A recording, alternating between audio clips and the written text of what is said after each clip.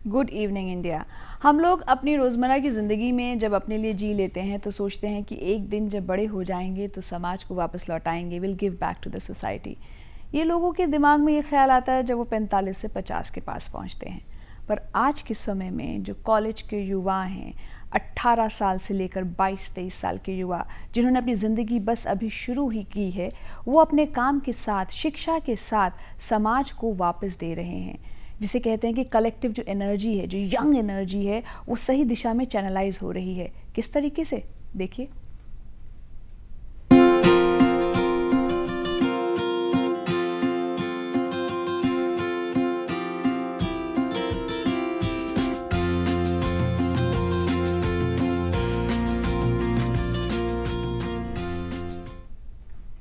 इनैक्टस एक अंतर्राष्ट्रीय संस्था है जिसका एक चैप्टर है इंडिया, और इंडिया में अलग अलग कॉलेजेस को एक यूनिट की तरह इस्तेमाल किया जाता है जहां पर वो कम्युनिटी में जाके काम करते हैं।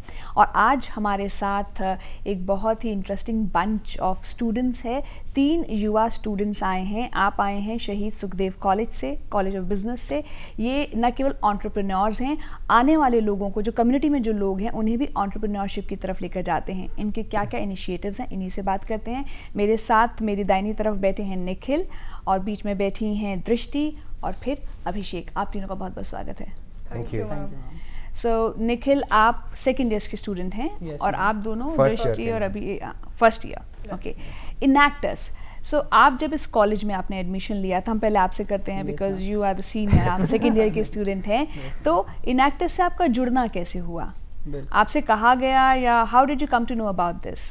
बिल्कुल मैम, हम जब इस कॉलेज में एडमिशन हुआ तो हमने देखा कि इस कॉलेज में इतनी सारी अलग अलग टाइप की सोसाइटीज़ अपना अपना काम कर रही हैं, जिसमें से एक थी इनैक्टस। और हमने जब इनैक्टस के बारे में पता करा और देखा कि कैसे किस टाइप के प्रोजेक्ट्स करती हैं इनैक्टस, तब इस चीज़ में इतना इंटरेस्ट आया और लगा कि वाकई इधर कुछ कर सकते हैं। तब इसमें इनैक्टस में अप्लाई करा और ऐसा हुआ कि रिक्रूटमेंट हो गई, मेरी इंटरव्यूज़ क्लियर हो गए। इस तरह से कि इनैक्टस से जुड़ा था सर मैम मैं। आप वाइस प्रेसिडेंट हो? Yes ma'am, currently. ओके। और दृष्टि और अभिषेक, आप दोनों एसोसिएट्स हैं। Yes ma'am. सो आपकी क्या जिम्मेदारियां रहती हैं? पहले मैं आपसे पूछती हूँ दृष्टि।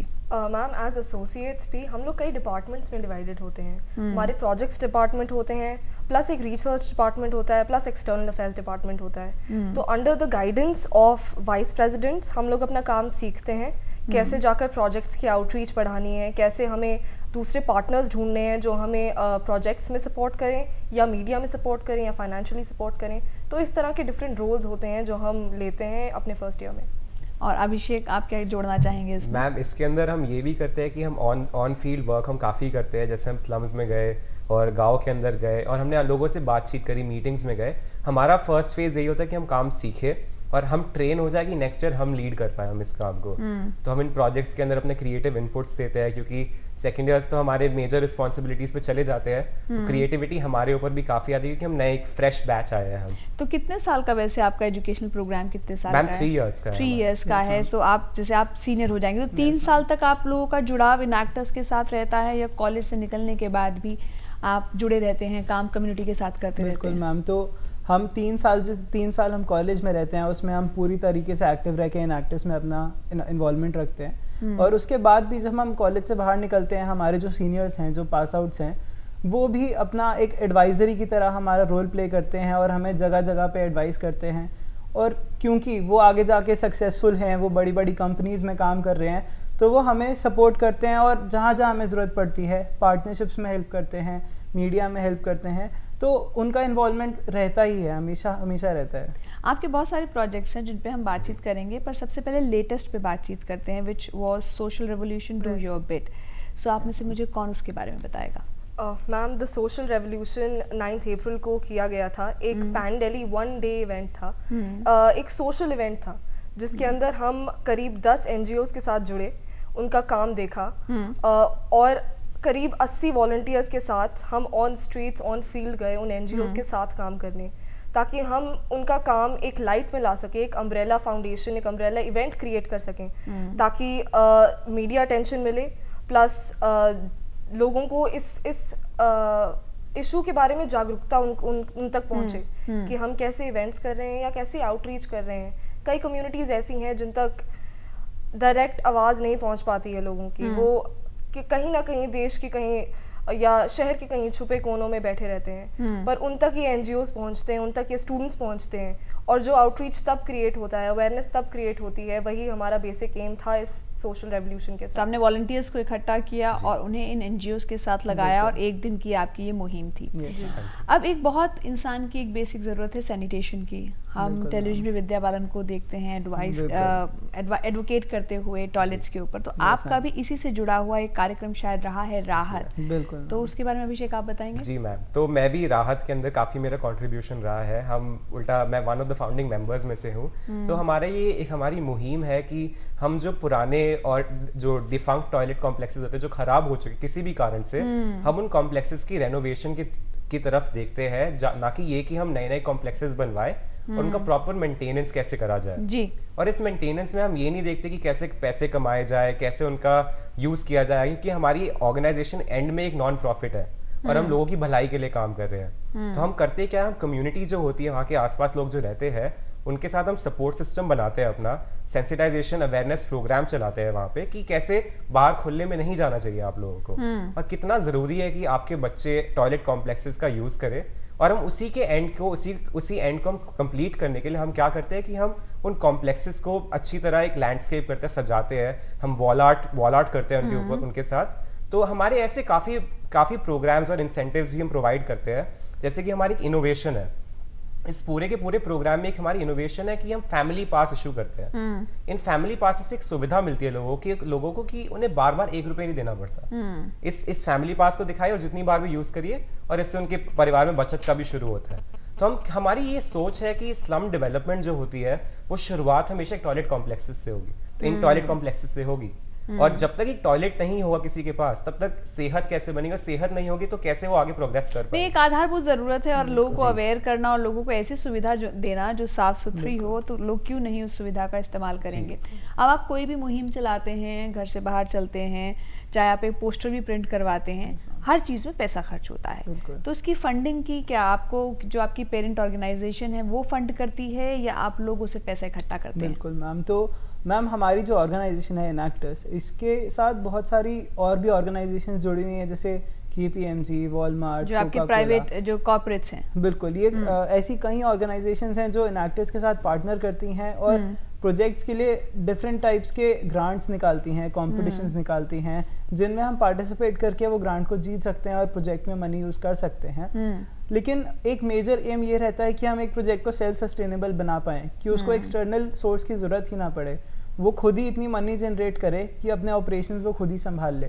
तो मेजर ऑब्जेक्टिव यही रहता है। शुरू में एक्सटर्नल फंडिंग की ज़रूरत ज़रूर पड़ती है, लेकिन लॉन्ग रन में वो सस्टेनेबल किया जाता है मैम। यानी कि एक बिजनेस मॉडल डेवलप करते हैं और इसी तरह से आप लोग भी ऑन द जॉब जब आप बिजनेस ही पढ़ रहे हैं तो ये आपके लिए एक ट्रेनिंग ग्राउंड का भी काम करता है। और आपके जो प्रोजेक्ट्स हैं इनके नाम बड़े दिलचस्प हैं। ये जो प्रोजेक्ट है उड़ान, ये भी ई वेस्ट को लेकर है। बिल्कुल मैम। सो आप बताओगे दृष्टि? जी मैम, तो उड़ान इंसेप्ट हुआ था पिछले साल करीब अप्रैल में।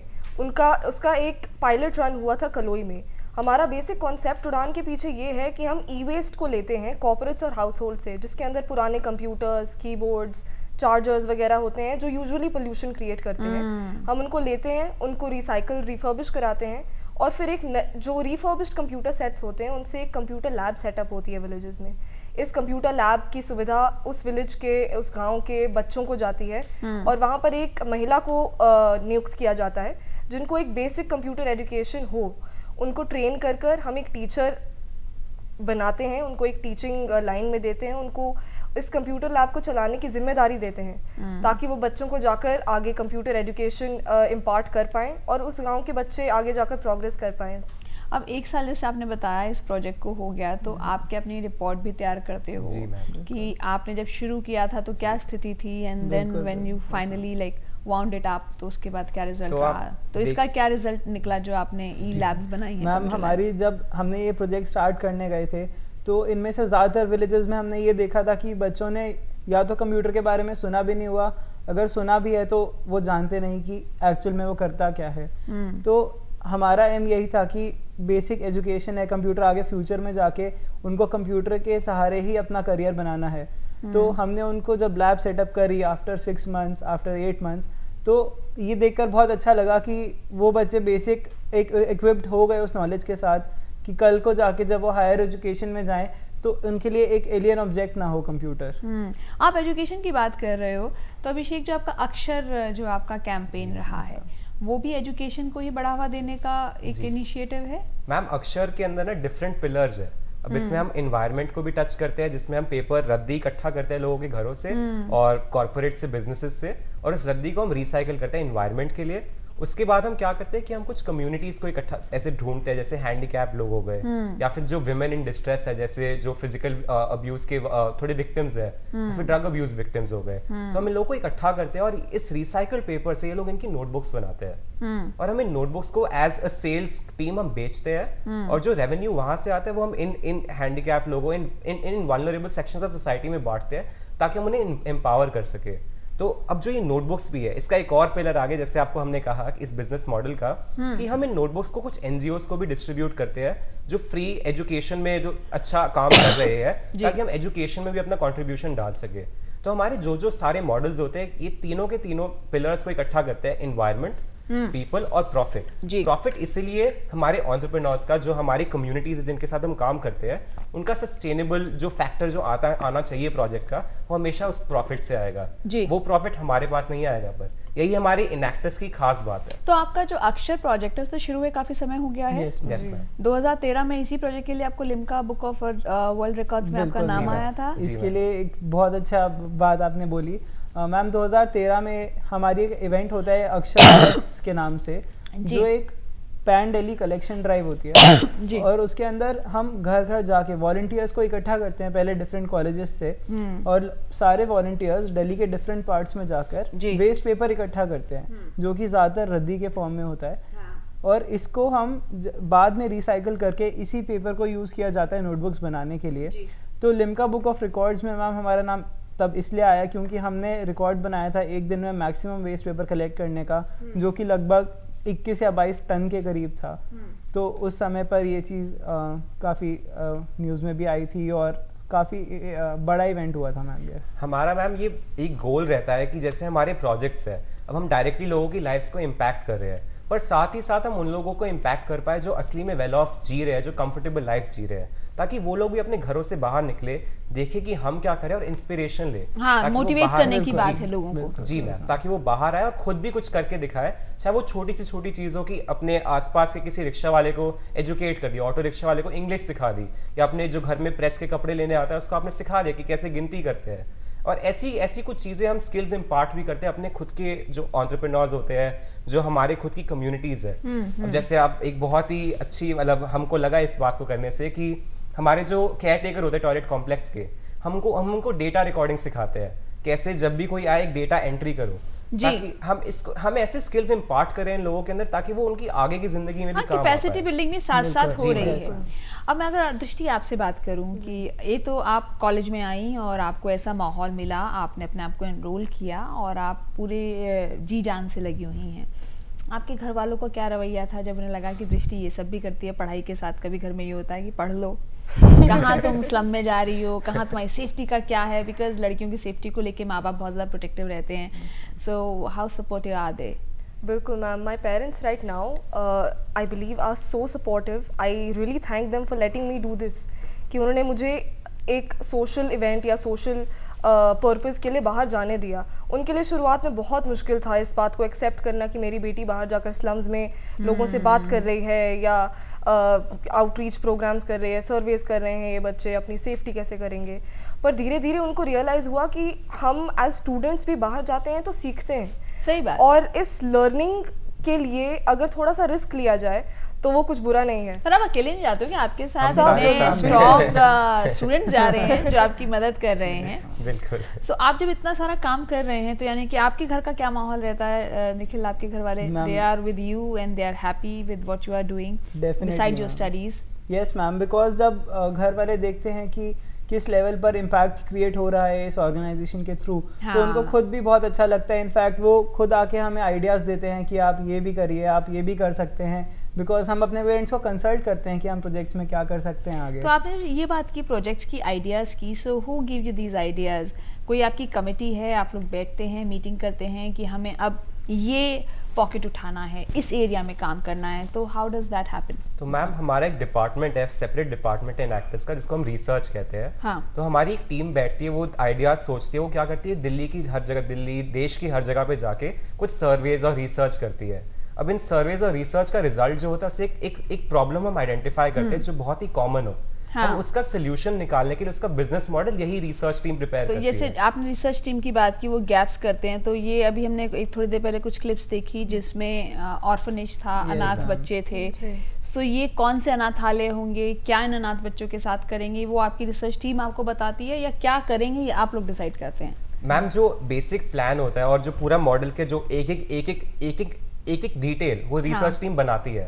फिर वो रिसर्च टीम बाकी सबके सामने प्रेजेंट करती है कि ये सही मॉडल है या नहीं है। तो अगर इसके बाद हम देखते हैं कि वो रिसर्च टीम में डिसाइड करती है कि हम इसको एक्सेप्ट करेंगे, आगे लेके जाएंगे या नहीं लेके जाएंगे। चाहे हम इसमें 3, 4, 5 मॉडल अगर हम स्क्रैप भी करें, उससे हमें एक और प्रॉब्लम नजर आती है। तो वही जैसे कहते हैं ना कि फेलियर से असली में कोई फेलियर नहीं है, सक्सेस ही है हमारा। नहीं, हम सही सीख बात। रहे हैं हर चीज के इसमें साथ। मैम बात। एक चीज़ और ऐड करना चाहूँगा कि जब एक रिसर्च टीम एक प्रोजेक्ट के ऊपर रिसर्च करती है, एक प्रॉब्लम को आइडेंटिफाई करती है, तो उस प्रोजेक्ट को डिज़ाइन करते वक्त तो 2-3 चीज़ों को ध्यान में रखती है। एक तो वो देखती है कि एक ट्रिपल बॉटम लाइन होती है कि हम इन्वायरमेंटल इम्पैक्ट भी क्रिएट करें, सोशल इम्पैक्ट भी क्रिएट करें और इकोनॉमिक इम्पैक्ट भी क्रिएट करें। तो ये चीज़ वो बहुत ध्यान में रखती है। दूसरा वो देखती है कि हमारी इनएक्टिस इंडिया की जो गाइडलाइंस हैं एक प्रोजेक्ट के लिए वो मीट करनी चाहिए, और साथ ही साथ एक किसी इंसान को एक एंटरप्रेन्योरियल मॉडल की तरह उसमें रखा जाए जिसकी इनकम जनरेट हो पाए। तो ये सब चीज़ों का ध्यान रखना पड़ता है एक मॉडल के ऊपर रिसर्च करते वक्त, जिसके बाद 1 साल 6 महीने बाद जाके एक प्रोजेक्ट शुरू होता है। नहीं, वाकई में आपसे बात करके लग रहा है कि हमारे देश का भविष्य आप ही लोगों के कंधों पर है। आप लोग इतने इंटरेस्टिंग प्रोजेक्ट्स पे काम करते हैं, टॉपिकलिटी का ख्याल रखते हैं, आप एसिड अटैक विक्टिम्स के साथ काम करते हैं, ट्रांसजेंडर्स के साथ आपने काम किया है। वील टॉक अबाउट दैट, पर उससे पहले जो आपका 9 अप्रैल को जो आपका social revolution do your bit आपने जो कल्मिनेट किया, जो आपका एक इवेंट था, उस पर ये रिपोर्ट।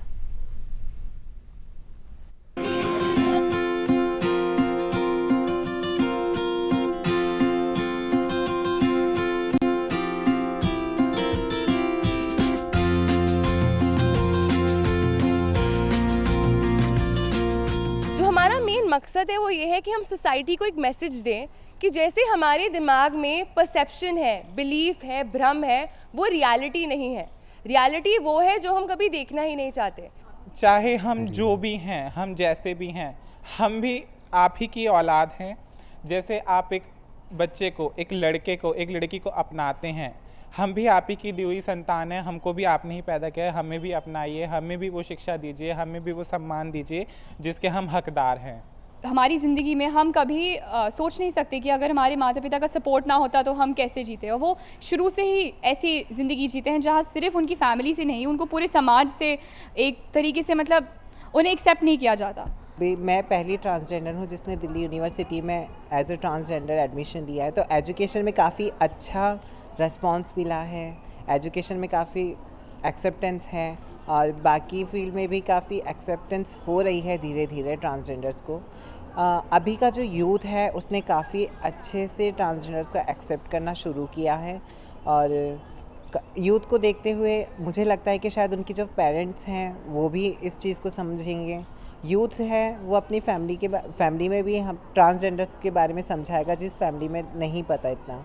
और जितना अच्छा, ज़्यादा अच्छा ये है कि ट्रांसजेंडर्स होने के बाद भी लोग जिस नज़रिए से देखना चाहते हैं उस नज़रिए से नहीं देखेंगे। अब चाहती थी कि मैं भी कभी ना कभी ऐसे एक फैशन शो ज्वाइन करूं जिसमें कि मैं मॉडल बनकर रैंप पर चलूं, सोचती थी और आज वो पूरा भी हो गया। बट कई बार ऐसी प्रॉब्लम आती थी जब मैं सोचती थी कि रैंप पर चलूँगी तो लोग क्या कहेंगे, लाइक ऑल दैट। तो उस करके थोड़ा नर्वस होती थी कि मैं उस करके कभी कोई काम कर ही नहीं पाई ओपनली होकर। जब हम इन ट्रांसजेंडर कम्युनिटी से मिलते हैं, हम ये सोचते हैं, हम ये पाते हैं कि ये लोग हमसे इतने अलग नहीं हैं, इनकी भी यही सोच है कि इनकी तरफ लोग एक दूसरे नज़रिए से देखें, और ऐसे इवेंट करके जब ये समाज में एक ऐसे मुकाम पे आते हैं जहाँ लोगों का नज़रिया इनके प्रति बदल जाता है, इन्हें हमसे और कुछ नहीं चाहिए।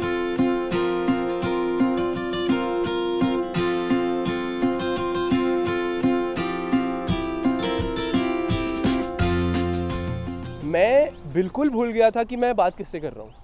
मेरे दिमाग में वो बैरियर ही नहीं था कहीं कि कहाँ मैं इनके फेस को ना देखूँ। अटैक हुआ फेस पे हुआ, और उन्होंने इतनी ब्यूटीफुल बात एक कह दी कि चेहरा तो सामने वाले को छुपाना चाहिए जो गलत करके गया, चेहरा हम क्यों छुपाएं। तो उस जज्बे को, उस पैशन को, उस स्पिरिट को बस मैं सैल्यूट करता हूँ। मेरे डैडी मेरे साथ एकदम फ्रेंड्स की तरह रहे हैं हमेशा, मतलब कभी ये नहीं कि एक लड़की है उसको ऐसे रखना है वैसे रखना है। मेरे पापा मेरे हमेशा एक दोस्त की तरह रहे हैं मेरे साथ, मुझे जो करना है वो करने दिया। शायद यही नतीजा है कि मैं थोड़ी सी जिद्दी भी रही हूँ अपने घर के अंदर, क्योंकि उन्होंने कभी मुझे किसी चीज़ के लिए रोका नहीं। मुझे अगर ब्यूटिशियन बनना था ठीक है, तुम्हें जो करना है करो। और मैंने वही फील्ड, जब सैलून में कोई क्लाइंट आता है और मुझसे कहता है कि हमें ऐसा लुक चाहिए, इवन सब लोग टीवी देखते हैं, फिल्म देखते हैं, तो सबका एक अंदर से होता है कि हमें ऐसा बनना है वैसा बनना है, लेकिन कोई ये नहीं कहता कि मुझे मेरे जैसा बनना है। लेकिन हाँ ठीक है, तुम्हें ऐसा बनना है, हम बनाते हैं। मेरे हाथ, मेरे फिंगर अपने आप ऑटोमेटिकली उन चीज़ों पे चले जाते हैं जो उस टाइम मुझे उनको अप्लाई करनी होती हैं। मुझे लगता है कि शायद मैं ये लगाऊंगी तो और बेटर निखर के आएगा। जो ड्राइंग पे नहीं कर सकी वो मैं एक इंसान के चेहरे पे करने लग गई थी। तब मुझे पता चला कि शायद मुझे ड्राइंग इसीलिए पसंद नहीं थी क्योंकि मुझे वहाँ नहीं, मुझे यहाँ कुछ करके दिखाना था। हमें ये नहीं देखना चाहिए कि एसिड अटैक विक्टिम सिर्फ लड़कियां हैं तो ये लड़कियों की इमेज पे कुछ बोला जाता है। हिंसा की, वायलेंस का एक एक्ट या हिंसा समाज के मतलब अक्रॉस द सोसाइटी एक हिंसा का एक्ट होता है, हमें उसको कम करना है।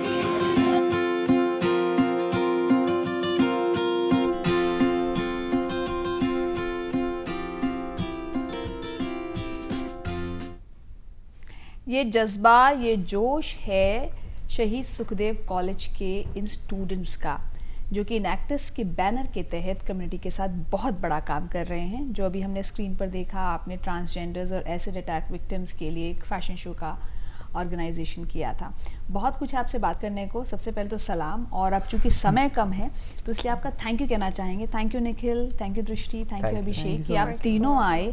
और अभी आपकी जो ये तो शुरुआत है, उम्मीद करते हैं कि कॉलेज से निकलने के बाद भी आपकी मुहिम जारी रहेगी। बिल्कुल मैम, और हमारी best wishes. Thank you. Thank you. उम्मीद करते हैं कि आज का ये प्रोग्राम आपको पसंद आया होगा। अगर कहीं बदलाव लाना है तो पहला बदलाव सोच में लाना है। जिस दिन जहन के दरीचे खुलेंगे, कहीं ना कहीं से हवा का झोंका ज़रूर आएगा। आपसे अगली मुलाकात जल्द होगी। अपना बहुत सारा ख्याल रखिए। देखते रहिए दूरदर्शन। नमस्कार।